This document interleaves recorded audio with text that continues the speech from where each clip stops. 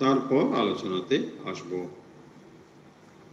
ওম মূকং করোতি বাচালং পঙ্গুম লঙ্ঘয়তে গিরিং यत्कृपातमहं वन्दे परमानन्दमाधवम्।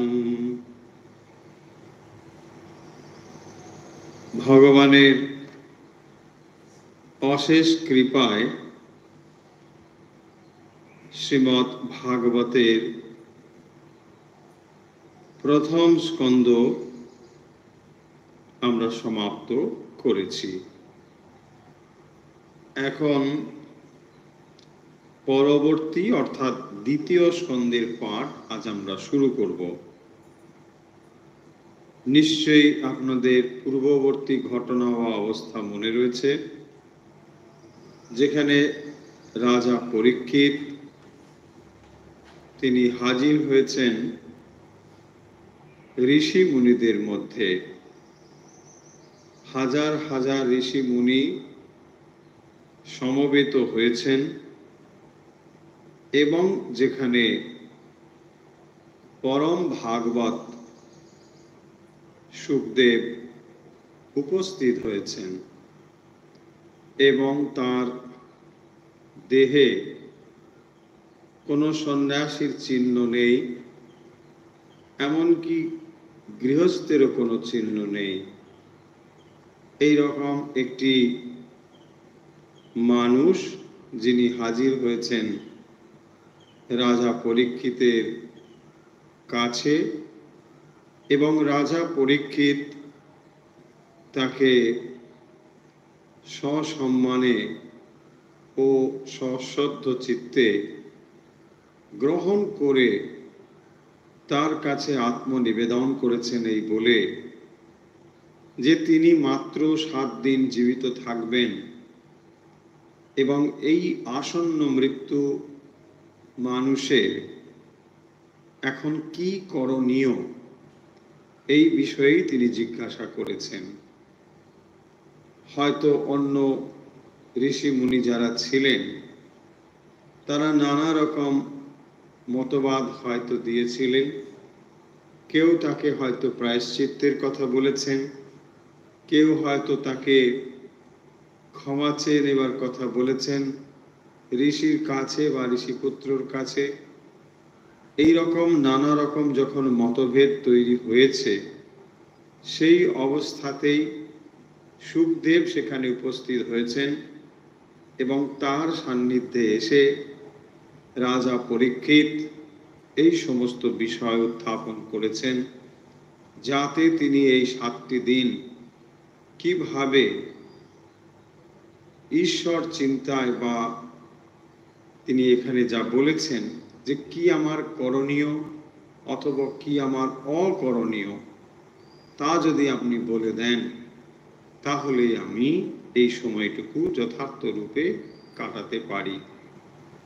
যেহেতু রাজা পরীক্ষিত ছিলেন ভগবানের একজন ভক্ত, তাই তিনি এইভাবেই এই সময়ে কিভাবে প্রয়োগ করতে হয় সেই বিষয়ে প্রশ্ন করেছেন, যা আমরা প্রথম স্কন্ধের সর্বশেষ অধ্যায়ে দেখেছি। এরপরে শুরু হচ্ছে দ্বিতীয় স্কন্ধ। হয়তো অনেকের কাছে বই নেই, না থাকলেও কোনো চিন্তার কিছু নেই, কারণ শ্রীমদ্ ভাগবত একটি বড় গ্রন্থ, অনেক কলিবর তার বেশি, ফলে এটি সবার সংগ্রহে নাও থাকতে পারে, হয়তো খুব প্রয়োজনও নেই।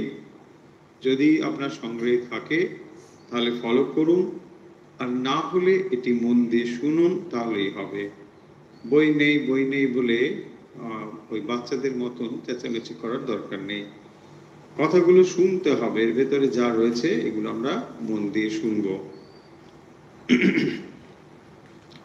অধ্যায়টি শুরু হচ্ছে শ্রী সুখদেবের কথা দিয়ে। সুখদেব প্রসঙ্গে আমরা আগে আপনাদের বলেছি যে তিনি এগুলো তার পিতার কাছ থেকে শ্রবণ করেছেন। এই যে শ্রীমদ্ ভাগবত, তা তিনি পিতার থেকে শ্রবণ করেছেন, এবং এগুলো তিনি শ্রবণ করার ফলেও বা পরেও তিনি নিজে অদ্বৈত চর্চা করেছেন, তিনি পরম ব্রহ্মের অনুভব করেছেন, অথচ তারপরেও ভগবানের এই লীলা আস্বাদনের জন্য তিনি এই সমস্ত কথা পরিবেশন করছেন। তাহলে ভগবানের ব্রহ্মস্বরূপ উপলব্ধির পরেও তার জগৎ ব্যবহার বা জগৎ লীলা কথার যে আস্বাদন, তা কিন্তু ভক্তের হৃদয়কে অনেক বেশি আনন্দ দেয়। তাই ভগবত লীলা আস্বাদন করবার জন্য পরম ভাগবত শ্রী শুকদেব আরো কথা বলছেন বা এই ভাগবত কথা বলছেন। তিনি বলছেন, বরিয়ানেশতে প্রশ্ন কৃত লোকহিতম নৃপ আত্মবিদ সম্মত পুংসাম। শুকদেব বলছেন, বরিয়ান এষতে প্রশ্ন, তিনি যে প্রশ্ন করেছেন যে আসন্ন মৃত্যু মানুষের কিভাবে প্রস্তুত হওয়া উচিত, অর্থাৎ এখন তার কি করা উচিত অথবা এখন কি করা উচিত নয়, কোন দিকে মন দেওয়া উচিত, কোন দিকে মন দেওয়া উচিত নয়। কারণ সময় অত্যন্ত সংক্ষিপ্ত, এর ফলে তার সময়ের অপব্যয় করবার সুযোগ বা ইচ্ছে কোনোটাই নেই। তাই তিনি চান, এবং এই প্রশ্ন শুনেই শুকদেব বলছেন যে, নৃপ হে রাজা,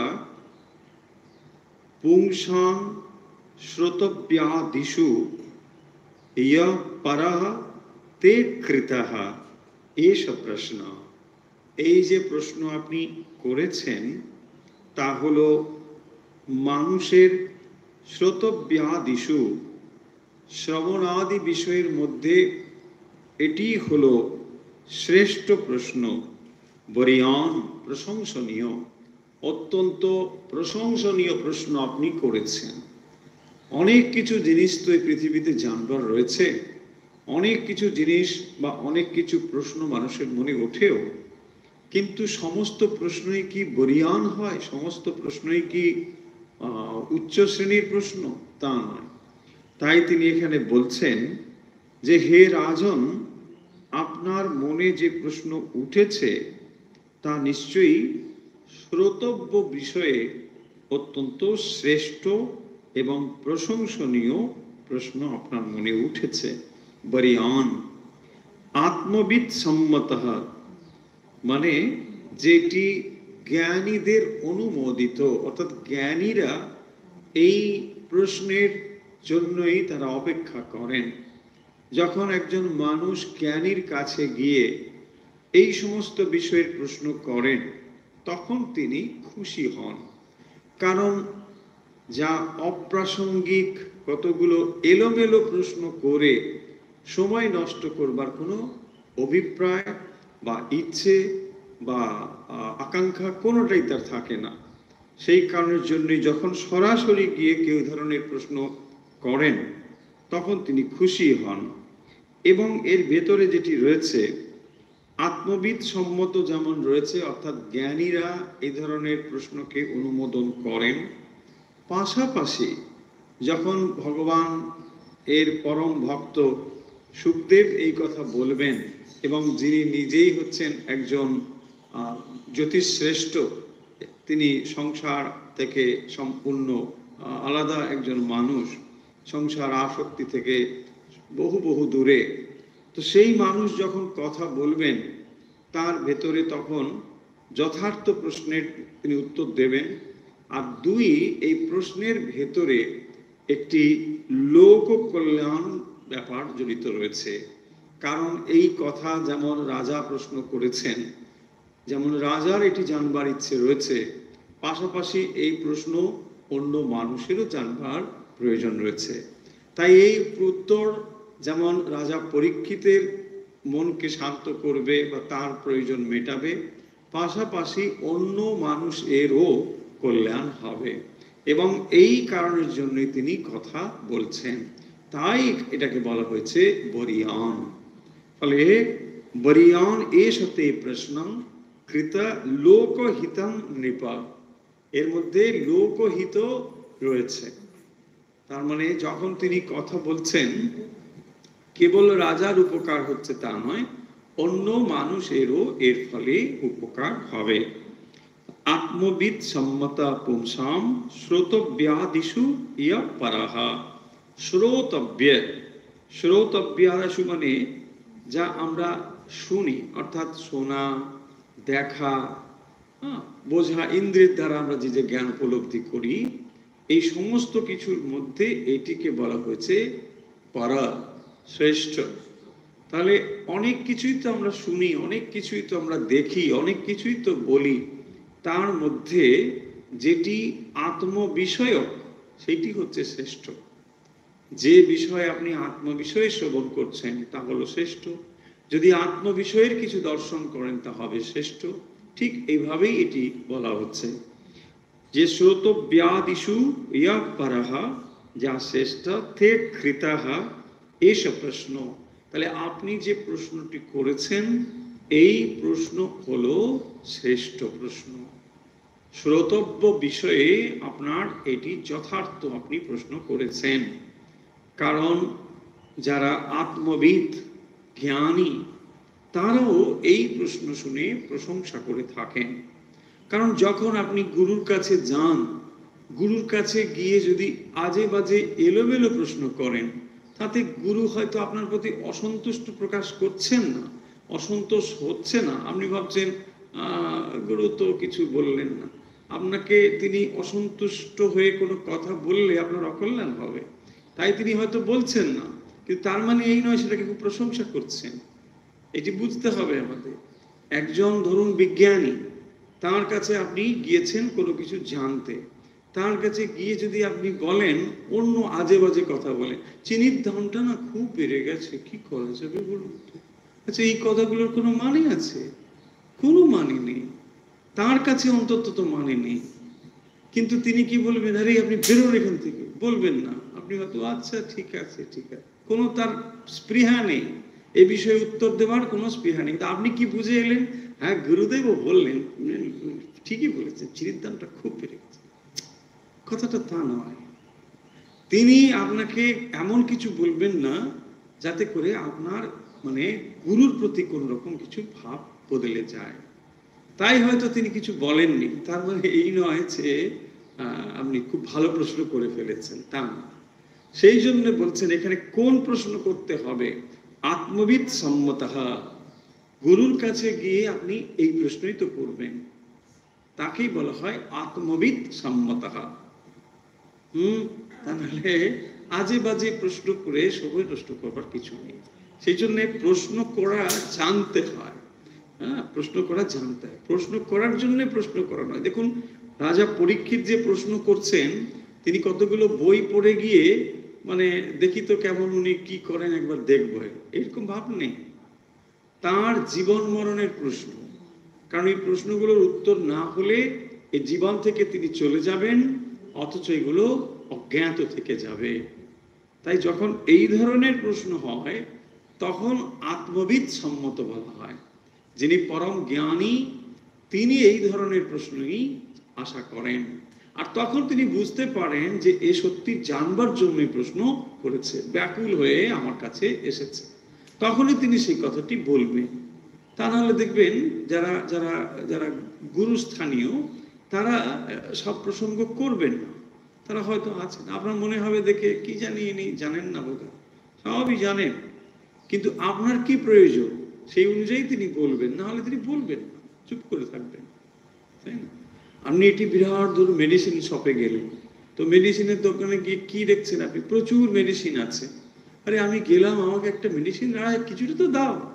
আরে ভাই, আপনার কেন দেবে? প্রয়োজন থাকলে দেবে। হ্যাঁ, তো মেডিসিন আছে বলেই আছে, দুটো তো দিতে পারতো, তা তো দেবেন না, তাই না?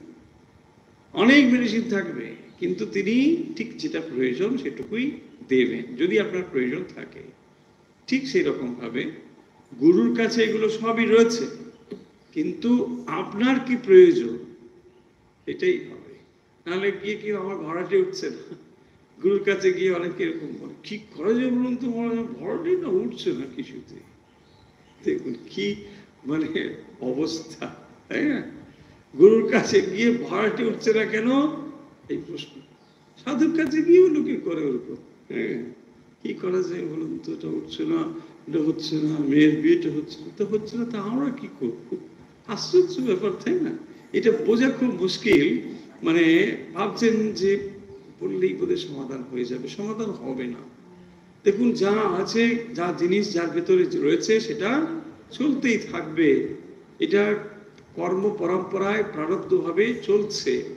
তিনি কি করবেন আপনাকে? হয় বড় জোর প্রার্থনা করতে পারেন, মঙ্গল প্রার্থনা নিশ্চয়ই তিনি করেন, কিন্তু এটা আসল নয়। আপনি যদি সমস্যার গভীরে যান তাহলেই বোঝা যাবে যে আপনি সমস্যাটা একেবারে মূল থেকে উৎপাটন চাইছেন, তা নাহলে হবে না।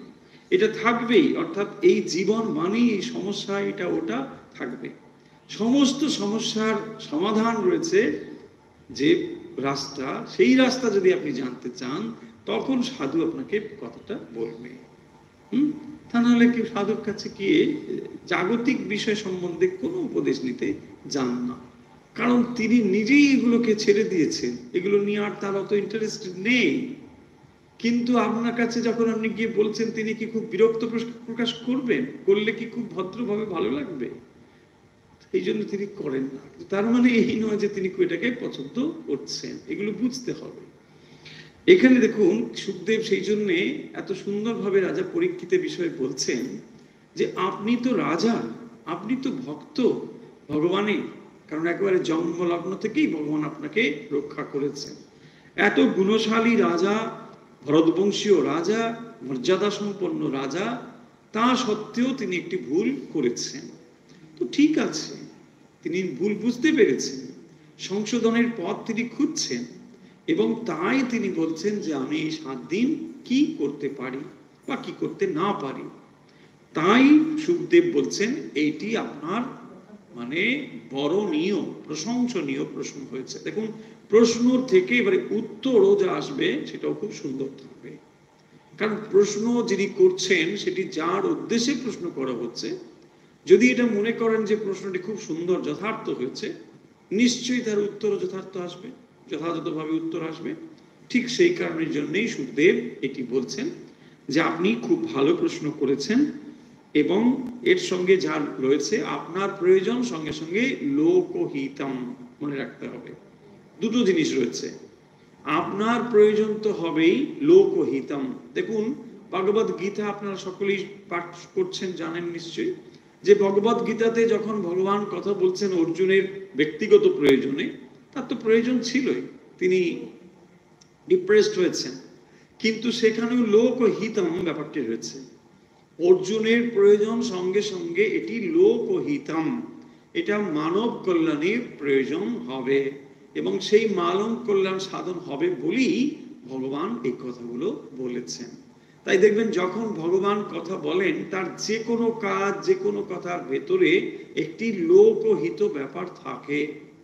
ভগবান শ্রীরামকৃষ্ণ যত কথা বলেছেন তার সামান্য অংশই তো আমরা কথামৃতে পাই, কিন্তু এই যে কথাগুলো রয়েছে এগুলো লোকহিতকর, প্রতিটি কথার মধ্য দিয়ে লোকহিত রয়েছে। কারণ ভগবান শরীর ধারণ করেন লোকহিতের জন্যই, মানুষের কল্যাণের জন্যই তিনি শরীর ধারণ করে আসেন।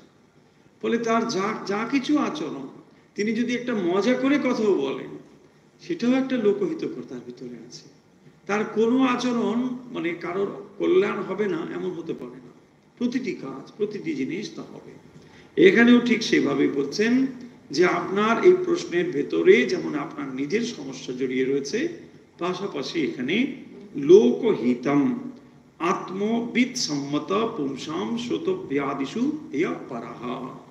তাহলে সমস্ত শোনার মধ্যে মানে শ্রবণ বিষয়ের মধ্যে শ্রেষ্ঠ হলো আত্ম বিষয়ক চিন্তা। বা যে কথা শুনলে ভগবানের প্রতি আমার মন নিবিষ্ট হয়। সেই তো শোনার মধ্যে শোনা, তাই না? তা নাহলে আজে বাজে শুনে না, সময় কাটে না, এটা শুনছি ওটা শুনছি, এগুলো হচ্ছে বিক্ষিপ্ত অবস্থায় যাওয়ার অবস্থা। তাহলে মনকে বিক্ষিপ্ত যদি করতে চান, যা তা শুনতে থাকুন, যেটা সেটা এটা ওটা শুনছি, তাই না? সেই জন্য বলা হয় যে কর্ণ ভগবানের কথা শুনে না সেটি কিসের মতো? সাপের গর্তের মতো। সাপের গর্ত।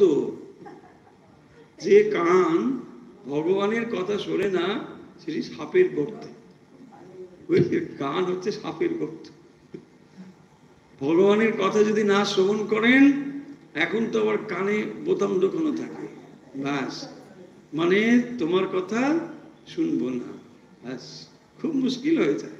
রাস্তায় যদি আপনি যান, কাউকে হয়তো রাস্তাটা ভুল হয়েছে কিছু জিজ্ঞাসা করবেন, সে আগে কিন্তু কানে বোতাম ঢুকিয়ে রেখেছে। হ্যাঁ, আবার একটা মালার মতো কি পড়ে থাকে, একটা মালার মতো পড়ে, কি প্লাস্টিকের মালার মতো কি পড়ে থাকে, কি মুশকিল ব্যাপার। যাকে জিজ্ঞাসা করবো যে মালা পড়ে আছে, আর এরকম কথা বলতে ইচ্ছে করবে না, বুঝে না চলে যায়। হয়তো এরকম বুঝে গেছে আপনাতে আপনি থেকে মন, মানে সেইরকম হয়তো বুঝে, হ্যাঁ, ওরা হয়তো ওরকম করেই যাচ্ছে, আপনাতে আপনি থাকো, কারোর কাছে যেও না। যাই হোক, তাহলে সুখদেব এখন মানে যে কথা বললেন, দেখুন তিনি প্রথম এই অধ্যায়টি শুরু হচ্ছে সুখদেবের কথা দিয়ে, এবং রাজা পরীক্ষিতকে তিনি বলছেন যে হে রাজন, আপনি যে প্রশ্ন করেছেন এটি হলো বরিয়ান। বরিয়ান এষ তে প্রশ্নঃ, তে প্রশ্নঃ বরিয়ান। আপনার প্রশ্ন হচ্ছে মানে প্রশ্নের মধ্যে প্রশ্ন, আমরা বলি না লাখ টাকার প্রশ্ন, এই হচ্ছে সেই লাখ টাকার প্রশ্ন। এটা লাখ টাকা নয়, এটা কোটি টাকাও করতে পারে, মানে এটাই হচ্ছে প্রশ্ন। তাহলে অনেক প্রশ্ন তো আমরা করি, অনেক বিষয় তো আমরা জানবার চেষ্টা করি, যে বিষয় জানলে আমি সম্পূর্ণ পরিপূর্ণ জ্ঞান প্রাপ্ত হতে পারবো, সেটি তো বিষয়ের মধ্যে বিষয়, তাই না? তাই দেখুন বিষয়ের শ্রেষ্ঠতা এখানেই নির্ণীত হয়েছে। কারণ তিনি জীবন থেকে আর মাত্র 7টি দিন পাবেন। এই 7টি দিন কত মূল্যবান দেখুন। জীবন যখন আমাদের চলতে থাকে তখন আমরা জীবন মানে গুরুত্বটাকে বুঝতে পারি না, সময়টাকে উপলব্ধি করতে পারি না, আর যখনই সেটা এরকম হয়ে যায় তখনই কিন্তু গুরুত্বটা বোঝা যায়। দেখবেন যারা যারা মানে কঠিন রোগে ভুগছেন, অনেকেই তো এরকম হয়, ডাক্তারবাবু হয়তো বলে দেন যে দেখুন আপনি হয়তো আর মন শক্ত করুন 2 বছর কি 1 বছর, এরকম হয় না, অনেক অনেক মানুষ এরকম থাকেন। ফলে দেখুন তারা কিভাবে জীবনটাকে কাটাচ্ছে, কত কষ্ট তাদের ভেতরে, না? কারণ তারা বুঝে গিয়েছেন যে জীবন কিন্তু আমার শেষ হয়ে আসছে, ফলে আমার কাজ গুছিয়ে নিতে হবে। এখানে দেখুন ঠিক একই রকম ব্যাপারটা হয়েছে। রাজা পরীক্ষিত এবং এলোমেলো ভাবে সময়টাকে কাটাচ্ছেন না কিন্তু, হ্যাঁ, এই হচ্ছে ভক্তের বৈশিষ্ট্য। দেখুন ভক্ত মারা যাবে, জ্ঞানীও মারা যাবে, অভক্ত মৃত্যুবরণ করবে, সকলেই করবে, কিন্তু ভক্ত একরকম ভাবে জীবনটাকে যাপন করে, এই হলো তফাৎ। মৃত্যুবরণ আমরা সকলেই করব, কিন্তু জীবনকে আমরা এক একভাবে ব্যবহার করতে পারি, এই হলো তফাৎ। তাই রাজা পরীক্ষিত যেহেতু ভগবানের পরম ভক্ত, তাই তিনি বলছেন এখন তো আমার রাজকার্য থেকে আমি মুক্ত হয়ে গেছি, আমার আর তো কাজ নেই, তো এখন আমি কি করতে পারি। দেখুন কি সুন্দর একটা প্ল্যানিং, এর মধ্যে লোকহিতকর আমাদের জীবনের সঙ্গে যুক্ত আছে। এই কথাগুলো কত কত আমাদের সঙ্গে যুক্ত। যে যখন ধরুন একজন মানুষ অবসর নিল, তো অবসরের পরে মানে কি এখন তো তার হাতে সময় রয়েছে, আর হয়তো ওই অফিস এইসব কাজগুলো নেই, কিন্তু এখন যদি তার ভেতরে প্ল্যানিং না থাকে তাহলে কি হবে, এলোমেলো হয়ে যাবে জীবনটা। অনেকে এরকম থাকে, নেই বলে কি করবে, অভ্যাস নেই। আবার কি করে ওই অফিসে গিয়ে হাজির হয়ে যায়, কি মুশকিল ভাবুন। যে অফিসে তিনি হয়তো 30 বছর বা 40 বছর কাজ করেছেন, আবার ওই অফিসে গিয়ে হাজির হচ্ছেন, মানে দুর্গতির শেষ নেই। আর ওই অফিসে ওই মর্যাদা তিনি পাবেন না, কখনোই পাবেন। যারা হয়তো জুনিয়র গুলো জয়েন করেছে নতুন, ওগুলোই পাত্তা দেবেন, কিন্তু তবুও ওখানে গিয়ে বলছে না ভালো লাগে না, বাড়িতে কি করি, এটা যাই, টাকার খোটা দরকার নেই কিন্তু যাই, আসলে তা নয়, হয়তো ওটাও আছে, সবই আছে। টাকা সঙ্গে নিয়ে যাবে না, কিন্তু তবুও টাকা বেশ ভালো লাগে, এই হচ্ছে অভ্যাস। ফলে এই পয়েন্টটা হলো এই যে যখন আমাদের জীবন সংক্ষিপ্ত হয়ে আসছে বা নির্দিষ্ট হয়ে আসছে, জীবনটাকে গুছিয়ে নেওয়ার একটা ব্যাপার, এটা কিন্তু অবশ্যই সবার জন্য, তাই না? জীবনটাকে গুছিয়ে নিতে হবে, কারণ এলোমেলো ভাবে থাকলে হবে। আর এলোমেলো ভাবে যদি রেখে দেন তাহলে দেখবেন ওই বিষয়গুলো মনের উপরে তখন অভিঘাত তৈরি করবে। কারণ একজন মানুষ তিনি হয়তো মানে বিছানায় রয়েছেন, ডেথ বেডে হয়তো আছেন, তো তার মন তখন যদি স্ক্যাটার্ড থাকে, ছড়িয়ে থাকে, তখন কি হবে? ওই বিষয়টা এই করলাম না, ওই বিষয়টা হলো না, ওকে দিলাম না, একে করলাম না, কি এইসব থাকবে কিনা? কিন্তু হওয়া উচিত কি তখন? ভগবানে মন দেওয়া উচিত। দেখুন, এক তো শারীরিক যন্ত্রণা রয়েছে, শরীর ত্যাগের সময় মানুষ তো আর একেবারে সব সুস্থ অবস্থায় সুন্দর আছে, এটা তো হয় না সাধারণত। তো নানা দিকে তার শারীরিক অসুস্থতা এসবগুলো রয়েছে, তার ভেতরেও মনকে স্থির করে ঈশ্বরে নিয়ে আসতে হবে। এবং এর উপরে যদি আবার এইসব স্থূল জিনিসগুলো ছড়ানো থাকে, তখন ওগুলোর দিকেই মন চলে যাওয়ার সম্ভাবনা প্রচুর। সেই কারণের জন্যই একটি প্রস্তুতি দরকার। শ্রীমদ্ ভাগবত হচ্ছে আমাদের মানে খুব সুন্দরভাবে আমরা কিভাবে প্রস্তুত হতে পারি তার একটি কিন্তু মানে আমাদেরকে শিক্ষা দেয়। কিভাবে আমরা জীবন থেকে মানে প্রস্তুত হয়ে যাব, এটা প্রস্তুত হওয়া। এবং এটাও দেখুন, একটি মানুষের জীবন জন্ম থেকে মৃত্যু পর্যন্ত খালি এই প্রস্তুতিরই জীবন। জীবনটা তো শুরু হয়ে গেছে, আপনি আমি শুরু করিনি, সেটা শুরু হয়ে গেছে। তাকে সমাপ্ত করতে হবে খুব সুন্দরভাবে, এটা আপনার হাতে আছে। সেই জন্যই মাঝখানের অবস্থাটা, মৃত্যু একদিন আসবেই, সকলের কাছেই আসবে, কিন্তু তখন যেন মনে না হয় যে কি আরে এটা বাকি থেকে গেল, ওটা বাকি থেকে গেল। এই যে অবস্থাটা না হওয়ার জন্যই এই প্রস্তুতি পর্ব, তাই জন্যই আমাদের এই শাস্ত্র অধ্যয়ন, তার জন্যই এগুলো আমাদের জানতে হয়। সেই প্রস্তুতি দরকার, তা নাহলে কি হবে? হঠাৎ করে ধরুন একটা শেষ হয়ে যায়, তাহলে কি হবে? অসমাপ্ত অনেক জিনিস থেকে যাবে। কোন একটা হয়তো ফাইল খোলা আছে অফিস থেকে, যদি আপনি চট করে বেরিয়ে আসেন, কি হয়? ফাইল এটা খোলা, ওটা আনডান, এসব পড়ে আছে। এই অবস্থা থেকে যেন না হয়, সেই জন্য তিনি কি করছেন? মাত্র 7টি দিন সময় পেয়েছেন, রাজা তো আর সময় বেশি নেই, রাজকার্য থেকে মুক্ত হয়ে গিয়েছেন। এখন তিনি কি করবেন সেই কথা বলছেন। দেখো এই কথা তারপরে বলছেন, লোকহিতকর আত্মবিদসম্মতা আর শতব্যাসীয় পারাহা। তাহলে এইটি হলো আপনার যে শুনতে চান তার মধ্যে শ্রেষ্ঠ প্রশ্ন। শ্রোতব্যাদিনী রাজেন্দ্র নৃণাং সন্তি সহস্রশঃ অপশ্যত্যাত্মতত্ত্বং গৃহেষু গৃহমেধিনাম। পরের শ্লোকে বলছেন এখানে শ্রোতব্যাদিনী রাজেন্দ্র, এখানে আমার বলছেন রাজেন্দ্র, ওখানে বললেন নৃপ, পরের শ্লোকে বলছেন হে রাজেন্দ্র। দেখুন, তাকে শ্রেষ্ঠ রাজা বলে সম্বোধন করছেন, রাজেন্দ্র, ভরতবংশীয় শ্রেষ্ঠ রাজা রাজেন্দ্র। হে রাজেন্দ্র, আত্মতত্ত্বং অপশ্যতাম। আত্মতত্ত্বম মানে আত্ম বিষয়ক যে জ্ঞান, অপশ্যতাম গৃহেষু গৃহমেধিনাম। গৃহেষু, গৃহে মানে মানে যারা গার্হস্থ আশ্রমে রয়েছেন, গৃহের প্রতি আসক্ত হওয়ার জন্য গৃহমেধিনাম, গৃহস্থগণের নৃণাম শ্রোতব্যাদিনী সহস্রশ সন্তি। অনেক কিছু বিষয় রয়েছে যে আত্মতত্ত্ব ভগবত তত্ত্ব অবগত না হয়ে সংসারে তারা কি হয়, স্ত্রী পুত্রাদির প্রতি আসক্ত হয়।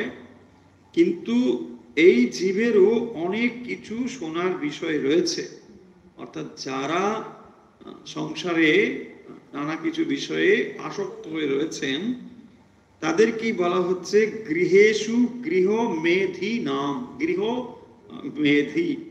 তো এই যে গৃহে যারা আসক্ত হয়ে রয়েছেন গার্হস্থ আশ্রমে, নৃণাম শতব্যাদিনী সহস্রশ সন্তি, তাদেরও অনেক বিষয় রয়েছে জানবার, তাদেরও জানা উচিত।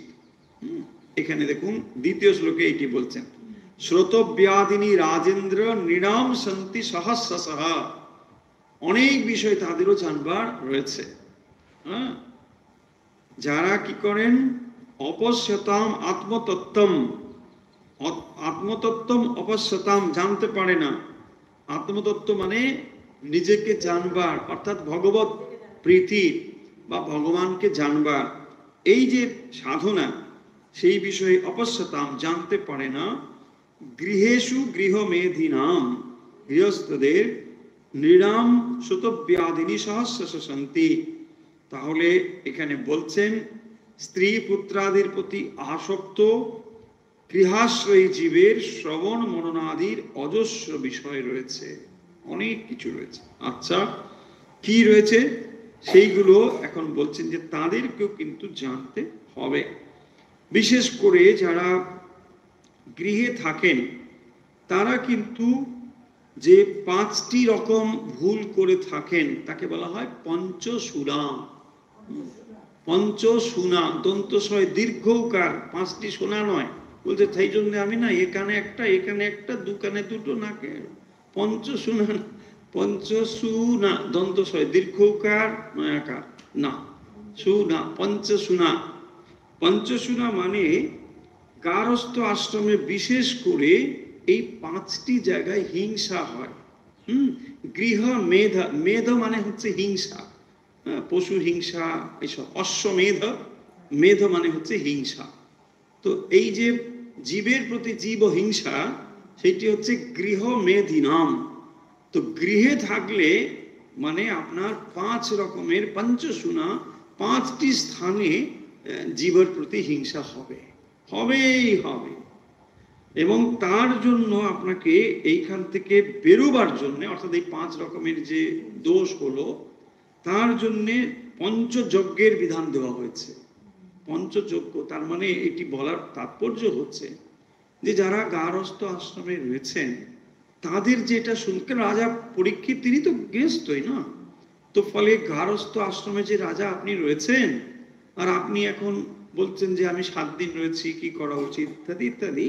দেখুন, যারা গারস্থ আশ্রমে রয়েছেন তাদের কিন্তু মানে গৃহেষু গৃহমেধিনাম, এইসব ব্যাপারগুলো তাদের জানতে হবে, অনেক বিষয় তাদেরও জানার আছে। হ্যাঁ, এই জন্যই তিনি বলছেন এখানে পঞ্চশূলা। কি কি? উদুখল, জাতা, চুল্লি, জলকলস এবং সম্মার্জনী। এইগুলো হচ্ছে যেখানে যেখানে প্রাণী হিংসা হয়। আগেকার দিনে এগুলো ছিল। জাতা ছিল, উদুখল ছিল। উদুখল মানে মানে যেখান থেকে ওই শস্য টস্যগুলো মানে ধান টান থেকে তৈরি হবে। জাতা যেখানে হয়তো ডাল টাল জাতীয় এগুলোকে মানে ভাঙবে, পেশাই কাজ হবে। চুল্লি মানে যেখানে রান্না টান্নার কাজ হয়।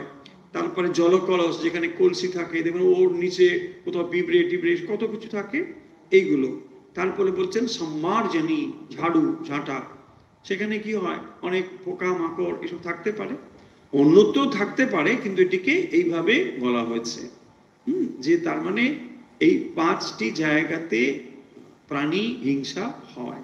গারস্থ আশ্রমে যারা থাকেন তাদের কিন্তু এটি হতেই পারে, হয়। এবং সেই জন্য এই যে প্রাণীবধ হয় তার পাপ স্খলনের জন্য গৃহস্থের যেটা দরকার সেটি হচ্ছে পঞ্চযজ্ঞের বিধান। 5 জায়গায় এরকম ভাবে হতে পারে বলে তাদের পঞ্চযজ্ঞের বিধান দেওয়া হয়েছে। সেইগুলো কি কি?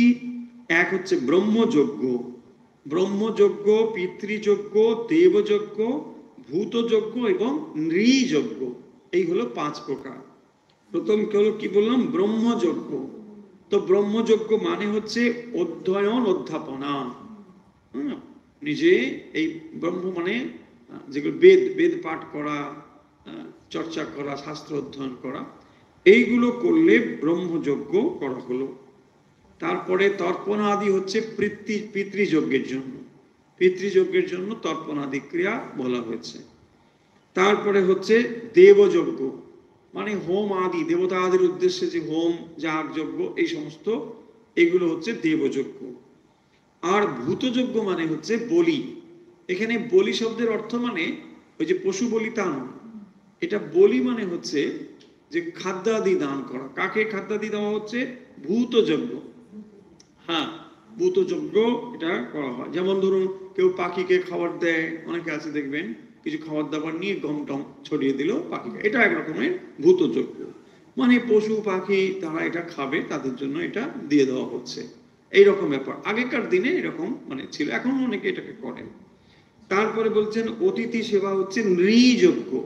নৃযজ্ঞ মানে হচ্ছে মানুষ, তো তা নৃযজ্ঞ মানে যেখানে অতিথি সৎকার, কেউ এলে অতিথিকে সম্মান করে বসানো, তাকে খেতে দেওয়া, যত্ন করা, এগুলো এর মধ্যে পড়বে। তাহলে গার্হস্থ আশ্রমে যারা থাকেন তাদের পঞ্চসুনা অর্থাৎ 5 প্রকারের দোষ হতে পারে। কি হতে পারে? প্রাণী হত্যা হতে পারে, প্রাণীবধ হতে পারে। তো এই প্রাণীবধ যখন হয়, প্রাণী হিংসা হয়, তার ফলে তাদের এক ধরনের পাপ হয়। এটা এটা তো ভালো কথা নয়, খারাপই কাজ, কিন্তু জীবন ধারণের জন্য এটা আপনাকে করতেই হবে। সেই কারণের জন্য তাকে বলা হয়েছে আপনি 5 রকমের যজ্ঞ করবেন। যদি এই পঞ্চযজ্ঞ করেন তাহলে এই দোষ থেকে আপনি মুক্ত হবেন। তার মানে দেখুন, দোষ যা হচ্ছে এটা না করে তো আপনি শরীর ধারণ করতে পারবেন না, কিন্তু আপনি এগুলো করুন, এই হচ্ছে বিধান। তো সেইগুলো তখন করা হতো। তার মধ্যে ব্রহ্মযজ্ঞ, পিতৃযজ্ঞ, দৈবযজ্ঞ, ভূত এবং নৃযজ্ঞের কথা বলা হয়েছে। তাই এখানে বলছেন শ্রোতব্যাদিনী রাজেন্দ্র নৃণাং সন্তি সহস্রশঃ অপশ্যতাম আত্মতত্ত্বম গৃহেষু গৃহ মেধিনাম। গৃহেষু গৃহ মেধিনাম, গৃহেষু মানে গৃহের প্রতি যারা আসক্ত, গৃহ মেধিনাম অজ্ঞানী গৃহস্থগণের, নৃণাম জীবের শ্রোতব্যাদিনী সহস্রশান্তি, তাদের অনেক কিছু শুনতে হবে, ব্যাপার জানতে হবে। তো আপনিও এইরকম ব্যাপার যখন করেছেন, আপনারও কিন্তু এগুলো, অর্থাৎ গার্হস্থ আশ্রমে যারা রয়েছেন তাদের এইগুলো করতে হবে। তার মানে এই সমস্যা যাদের যাদের রয়েছে নিশ্চয়ই তাদেরকে করতে হবে। সতর্ক থাকতে হবে জীব হিংসা যাতে না হয়, কিন্তু যদি হয়ে যায় হবেই হবে, কোনো না কোনো ভাবে জ্ঞাত অজ্ঞাত ভাবে এটা হবেই। সেই জন্যে 5টি যজ্ঞ হচ্ছে এইগুলো। তাহলে শাস্ত্র অধ্যয়ন করলে, শাস্ত্র অধ্যয়ন অধ্যাপনা, আপনি যখন পড়ছেন আগে তো আপনাকে জানতে হবে, তারপরে তো আপনি কাউকে জানাবেন। তাহলে এই পুরো জিনিসটি হচ্ছে ব্রহ্মযজ্ঞ। তারপরে তর্পণাদি ক্রিয়া হচ্ছে পিতৃযজ্ঞ। তার পিতৃ ঋণ থাকে, এগুলো দেখুন এক ধরনের ঋণও বটে। সেই ঋণগুলোকে কাউন্টার করবার জন্য যজ্ঞ, তাই না? এই ঋণগুলো রয়েছে। আমরা তো সমাজে যখন বাস করি কত রকমের ঋণ হয়, এই সমাজ থেকেই তো নিয়ে আমরা বড় হয়েছি। তো আমরা কি করি? সেই জন্য সমাজকে আমরা ফিরিয়ে দিই। এই সমাজ থেকে একজন মানুষ নিয়ে সে কি হয়? বড় হয়। যাই হোক না কেন সে এই সমাজ থেকে নেয়, এবারে তার যখন সময় আসে তখন সে সমাজকে ফিরিয়ে দেয়। এই যে জিনিসটি তাকেই বলা হচ্ছে যজ্ঞ। ভগবদ গীতা তো এই কনসেপ্ট রয়েছে, সেখানে এই যজ্ঞের কথা বলা হচ্ছে। পরস্পরম ভাবায়ন্তা, অর্থাৎ মানুষ যজ্ঞ করবে এবং দেবতারা সেই যজ্ঞ ভাব গ্রহণ করবেন, তারপরে তারা বৃষ্টি আদি প্রদান করবেন। এইভাবে এটা চলতে থাকে। আর এখানেও যদি আমরা দেখি যে সোশ্যাল স্ট্রাকচারটা রাখতে হয়, তাহলে এখানেও দেখবেন আপনার যে ঋণ এটা আপনাকে মানতে হবে। তার মানে এই সমাজ থেকে যখন আপনি বড় হচ্ছেন, এটা এক ধরনের ঋণ আপনি নিচ্ছেন। বলছে না না, আমার কোনো ব্যাংকে ঋণ নেই, তা নয়। ব্যাংকে আপনি ঋণ না নিতে পারেন, কিন্তু আপনি এই সমাজের মানুষের থেকেই তো তা নিয়েছেন, তাই না? যা আপনি গ্রহণ করেছেন, রাস্তা থেকে ঘাট, জল, বায়ু পরিষেবা, যা কিছু সব মানুষের থেকে, সেখান থেকে কর হয়েছে, কর থেকে উন্নয়ন হয়েছে, সেখান থেকে আপনি আবার নিয়েছেন। অ্যাট দ্য সেম টাইম আপনি আবার কন্ট্রিবিউট করবেন, পরবর্তী সময়ে মানুষ তা ফল লাভ করতে পারবে। সেটি এখানে বলছেন। এটা এক ধরনের এরকম, যেখানে পিতৃযজ্ঞ, দেবযজ্ঞ, ভূতযজ্ঞ এবং নৃযজ্ঞের কথা বলা হয়েছে। এরপরের শ্লোকটি বড় ইন্টারেস্টিং শ্লোক, 3 নম্বরে। নিদ্রয়া হ্রিয়তে নক্তম ব্যবায়েন চবা বয়ঃ তিবাচার্থে হয়া রাজন কুটুম্ব ভারণে নবা। খুব মজার। রাজন, হে রাজা, হে রাজন, নিদ্রয়া হ্রিয়তে নক্তম, নক্তম, নক্তম মানে রাত্রিকাল। রাত্রিকাল কি হয় না, নিদ্রয়া, নিদ্রার দ্বারা হ্রিয়তে নক্তম ব্যবায়েনা চবা ব্যয়ঃ। রাতটা তাহলে কি করছে না, লোকে নিদ্রা করে কাটিয়ে দিচ্ছে। হ্রিয়তে মানে অতিবাহিত হয়, চলে যায়। তো নিদ্রয়া হ্রিয়তে নক্তম, রাত্রে কি করে মানুষ ঘুমিয়ে পড়ল, ব্যাস রাতটা চলে গেল। ব্যবায়েনা চবা ব্যয়ঃ, এবং এইভাবে দিন মানে একটা রাত চলে গেল। কত হলো, দিবা চারতে হয়া রাজন কুটুম্ব ভরণী নবা। দিবা, তারপরে এলো দিন, দিবাযত বয়ম। তো দিবের দিবা ভাগে কি হচ্ছে, জীবের বয়স। অর্থে হয়া মানে অর্থ উপার্জনের জন্য, তো অর্থ দিনের ভাগ কাজকর্ম করছে, অর্থ উপার্জন চলে গেল। তারপরে কুটুম্ব ভরণে বা, আরে লোকজন আসছে, প্রতিবেশী, একে দেখো তাকে দেখো, তাকে চা দাও, তাকে কুটুম্ব ভরণে চলে গেল, ক্রিয়াতে অতিবাহিত হয়। তাহলে বলছেন রাজন, তোমার এই যে মানুষের জীবন একটি, তাতে তো সবই রাত্রে ঘুমোচ্ছে আর দিনের বেলা উপার্জনের জন্য ছুটছে, আর আত্মীয় বর্গের ভরণ পোষণ অন্যান্য বিষয়ে দিন চলে যাচ্ছে। তো তাহলে এইভাবেই যে দিন চলে যাচ্ছে, তাহলে ঠিক অন্য কথা মানে করবে কখন, দিন তো এইভাবেই চলে যাচ্ছে। সেটি এখানে বলছেন যে যারা সংসার আসক্ত হয়ে রয়েছে তাদের কিন্তু আয়ু বৃথা কাজে চলে যাচ্ছে, তাই না? রাত্রে ঘুমোচ্ছে, এই করে সময় চলে যাচ্ছে, এইসব বিষয়গুলো বলছেন যে রাত্রে আয়ু নষ্ট হচ্ছে, আর দিবা ভাগে আয়ু অতিবাহিত হচ্ছে অর্থ উপার্জনের চেষ্টায়। আর যদিও সে অর্থ উপার্জিত হচ্ছে, সেটি কিন্তু কিসের জন্য ব্যয় হচ্ছে, মানে কুটুম্ব এইসব করতে চলে গেল।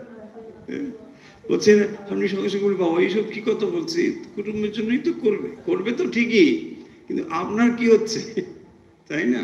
দেখুন মানে প্রশ্নটা তুলে দেওয়া হচ্ছে যে এইভাবে করে যে আমরা সময়টাকে নষ্ট করে দিচ্ছি, তাহলে আমাদের নিজেদের কি হলো জীবনে, সেই প্রশ্নগুলো আমাদের যেন থাকে।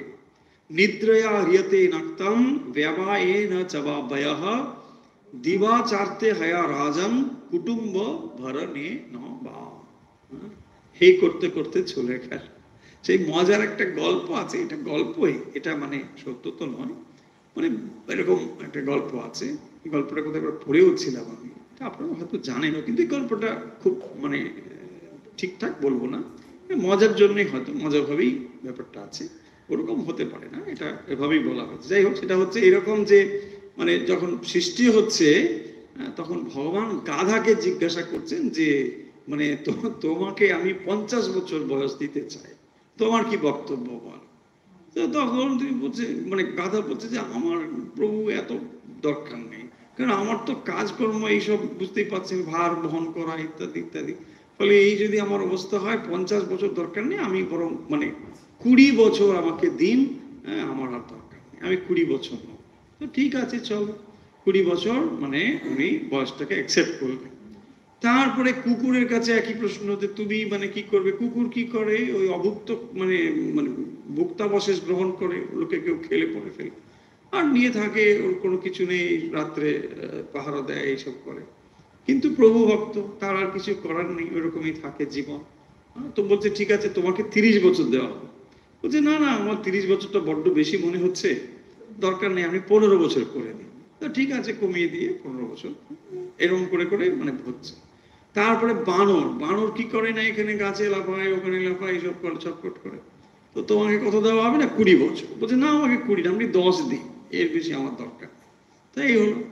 এরপরে মানুষকে তিনি সব সুন্দর টুন্দর করে নানা রকম ভাবে মানে সাজিয়েছেন, মানুষের ভেতরে বুদ্ধি দিয়েছেন, অনেক রকম ক্ষমতা দিয়েছেন, দিয়ে মানুষকে বলছে তোমার বয়স মানে পরমায়ু 20 বছর হবে। মানুষ তখন বলছে আরে আপনি আমাকে মানে 20 বছর দিচ্ছে, এটা কিরকম ব্যাপার, আপনি এরকম সুন্দর ব্যাপার দিয়েছেন, সবকিছু দিয়েছেন, বুদ্ধি দিয়েছেন, এত শক্তি দিয়েছেন, 20 বছর দিলে তো হবে না, একটু বেশি দিতে হবে। তখন মানে তিনি বলছেন ঠিক আছে, তোমার এই যে বাকি বাকি মানে ওদের যে ফেরত দেওয়া বয়সগুলো, এইগুলো তোমার সঙ্গে অ্যাড হয়ে যাবে। হ্যাঁ, এইগুলো তোমার সঙ্গে অ্যাড হয়ে যাবে। তার ওরা বাদ দিবে 30 বছর, গাদা 30 বছর। সেই জন্যে 30 বছর তুমি ভার বহন করে চলবে। হ্যাঁ, এই সংসারে তুমি 30 বছর ভার বহন করো। তারপরে 20 বছর মানে কুকুরের 15 বছর। কুকুর বলছে তো কুকুর মানে অবস্থা কি, মানে ওইরকম যা দেয় অবলম্বন খায়, মানে করতে করতে হ্যাঁ বয়স হয়ে গেল। মানে ওর তো ছিল কত, ধরুন 20, তারপরে ওখানে ছিল 30, মানে 50 হয়ে গেল। তাহলে এই নিজের ছিল 20, তারপরে গাধার এলো 30, মানে 50। এবারে 50 মানে কি হলো, বানপ্রস্থ অবস্থা। তো বানপ্রস্থ মানে কি, কুকুরের মতো অবস্থা, মানে বাকি যে 15 বছর ওই ছেলে দেয় খায় না, মেয়ে দিলে না খায়, এরকম কাণ্ড। মানে অপরে দিলে পরে খাবে, কুকুর তো আর নিজে নিয়ে খায় না। সেইটাই বলছে, তাহলে ওই কুকুরের মতন বাঁচবে। তারপরে বানরের মতন হচ্ছে 10 বছর। কেন না, বানরের অবস্থা এই গাছ ডালে ওই গাছ ডালে, তো এই মেয়ের বাড়ি, নাহলে 2 দিন ওই ছেলের বাড়ি। সে বলছে না না বেশি দিন হবে না, চলো ওই ছেলে। এই হচ্ছে অবস্থা, দিয়ে দিয়ে মানে তার জীবনটা চলে।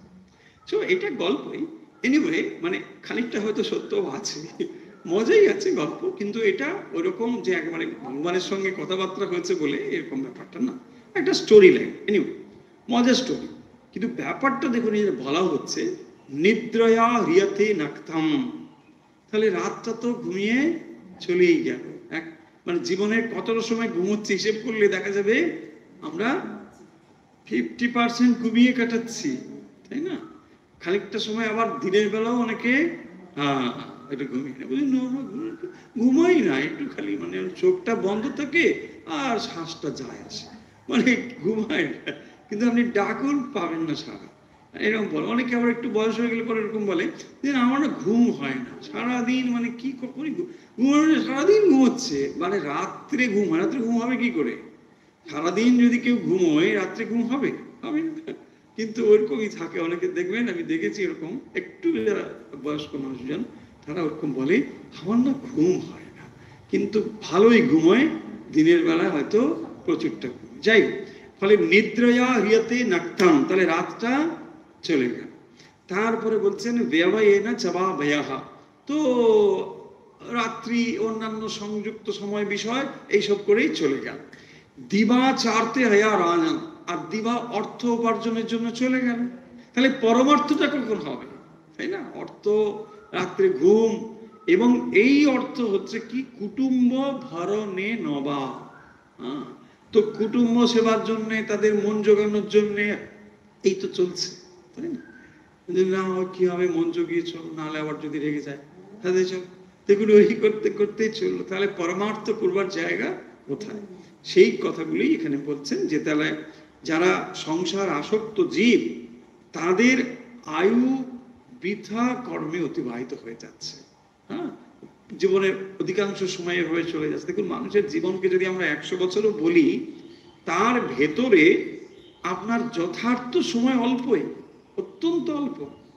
কারণ আপনি ধরে নিন বাল্যকাল, মানে 9, 10, 12 বছর পর্যন্ত তো কিছুই জ্ঞানই নেই, ও তো কেটেই গেল, দেখতে দেখতেই 12-15 বছর হয়ে গেল।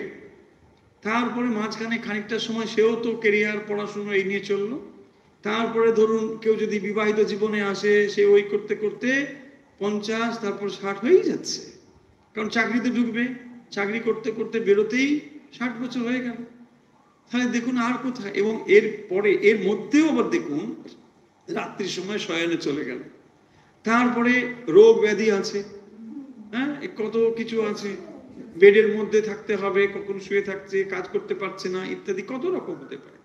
ফলে এই সমস্ত নিয়ে একজন মানুষের, তারপরে দেখুন যদি অনেকটা বয়স হয়ে গেল, ধরুন 70+ বা আরো কিছু হয়ে গেল, তখন কি হতে পারে, মানুষ আরো অসুস্থ, বিছানায় হয়তো শরীরের অক্ষমতা, পারে না, কাজ করতে পারবে না। তাহলে যথার্থ কাজ করবার তার সময়টুকু কত অল্প, তাই না? সেটাই বলা হচ্ছে যে ইচ্ছে করলেই আপনি পারবেন না, জীবন আপনাকে এইভাবে বেঁধে রেখেছে, আপনি কতটুকু সময় পাবেন। তাহলে তার ভেতরেও যদি আমরা তাকে অপব্যবহার করি, তাই না?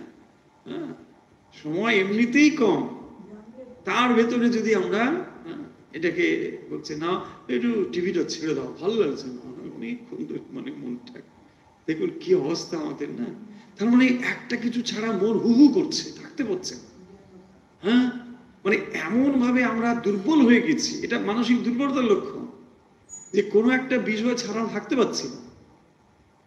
হয় একটা গান চালিয়ে দাও, নাহলে একটা কিছু ওখানে করে দাও, কিছু একটা কানে নালে ঢুকিয়ে দাও, নাহলে কিছু একটা বকর বকর করো, হ্যাঁ, নাহলে এক কাপ চা নিয়ে এসে একটু খাই, কি করো, মানে কোনো স্থিরতা নেই। কখন এটা করছে একটু, কখন এটা একটা করছে, ওই করছে, কি করছে, করতে করতে শেষ।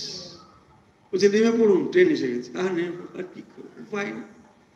হ্যাঁ, আপনার ইচ্ছে করছে, না ইচ্ছে নেই, নামবো না, আরে নামবো না, কি নামতেই হবে, চলো দাও ধাক্কা দাও যমরাজ, দাও মর, শেষ। হ্যাঁ, ওই কি হলো না, একটা শব্দ হলো, কি হলো, রাবণ জন্মালো, হাওড় একটা শব্দ হলো, কি হলো, রাবণ বলো, রাবণ মরে গেল। দেখুন এই তো হচ্ছে। তার মানে জীব, আমরা যে ভাবছি আমরা মানে স্বাধীনভাবে কি না কি করে চলেছি, দেখুন এ আষ্টে পৃষ্ঠে জড়ানো আছে, কিচ্ছু আপনি করতে পারবেন না। কিচ্ছু করতে পারবেন না। ওইটুকু সময়ের ভেতরে যারা জ্ঞানী, তারা বুঝতে পারে যে এই জায়গা আমাকে চেপে মেরে ফেলবে একেবারে, তখনই তারা এখান থেকে পালানোর জন্য ছটফট করে।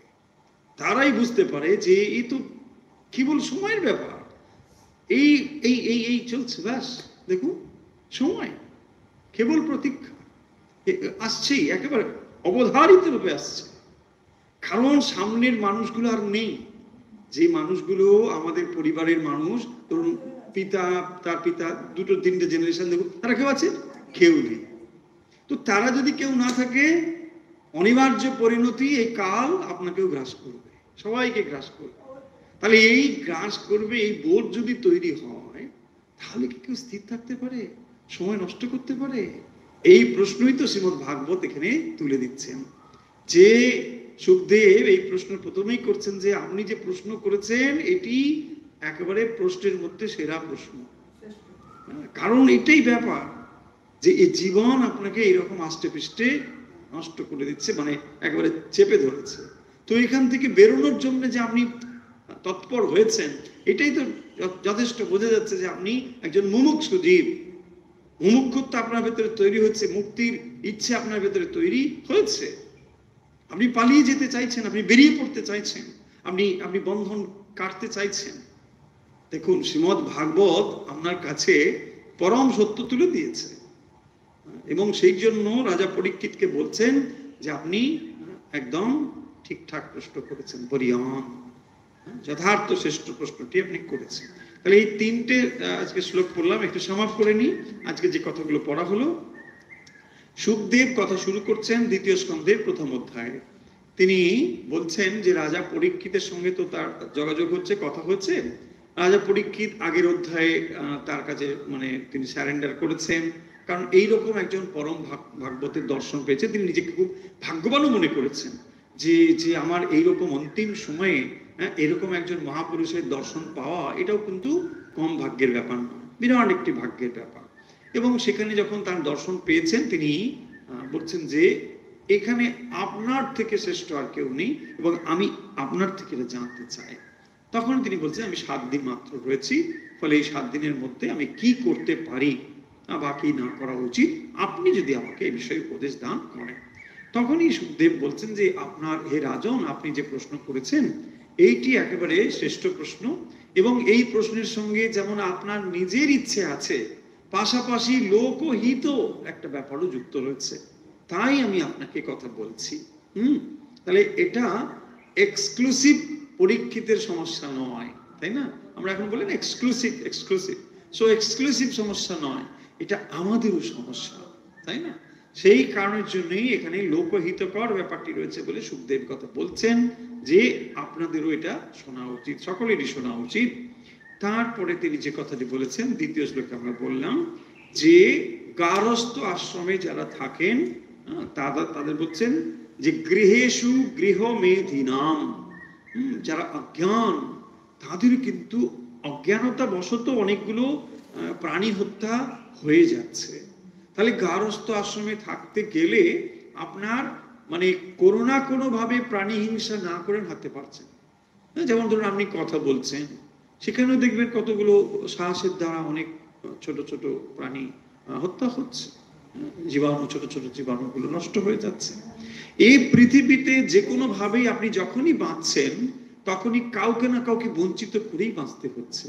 যে গ্রাসটুকু আমি গ্রহণ করি সেটা কেউ না কেউ তো খেতে পারত, তাই কোনো না কোনো ভাবে দেখবেন বঞ্চিত করেই আমাকে বাঁচতে হয়। ফলে এই সেন্সটা যেন আমাদের ভেতরে থাকে, এটাই তুলে দেওয়া হচ্ছে, যে আপনার ভেতরে যেন এই সেন্সটা থাকে যে আপনি থালাতে খাবার নিয়ে বসেছেন, অনেক রকম খাবার দাবার এসেছে, ভালো কথা, কিন্তু একটি খাবার টেবিলে যে খাবারগুলো আপনি খাচ্ছেন প্রত্যক্ষ বা পরোক্ষ ভাবে বহু বহু মানুষের কিন্তু সেখানে কন্ট্রিবিউশন রয়েছে। এইটা ফিল করা উচিত। হ্যাঁ, এইটাই আপনাকে ফিল করতে হবে, কত মানুষের প্রত্যক্ষ পরোক্ষ ভাবে সেখানে রয়েছে। তার মানে আপনার অস্তিত্ব, আপনার থাকাটাই হচ্ছে অনেক অনেক মানুষের কন্ট্রিবিউশনের ফল। এবং সেখানেই এই প্রসঙ্গ উল্লেখ করে বলছেন পঞ্চসুনা, 5 রকমের মানে প্রাণী হত্যা এখানে হতে পারে বা হয়। সেই জায়গাগুলো বলছেন যে উদুখল, জাঁতা, চুল্লি, জল কলস এবং ঝাঁটা। তো এইসব জায়গাতে হয় বলেই বলছেন পঞ্চযজ্ঞ, 5 রকমের যজ্ঞ, সেটি ব্রহ্মযজ্ঞ, পিতৃ দেবযজ্ঞ, ভূত এবং নৃযজ্ঞ। এইগুলোর দ্বারা আমরা যে খানিকটা ঋণ তা শোধ করতে পারি। তারপরে তিনি তৃতীয় শ্লোকে যেটা বলছেন যে হে রাজন, মানুষের জীবন দেখো কিরকম, মানে কত কত সহজভাবে চলে যাচ্ছে দিনগুলো, মানুষ অথচ এটা নিয়ে কিন্তু চিন্তা করে না।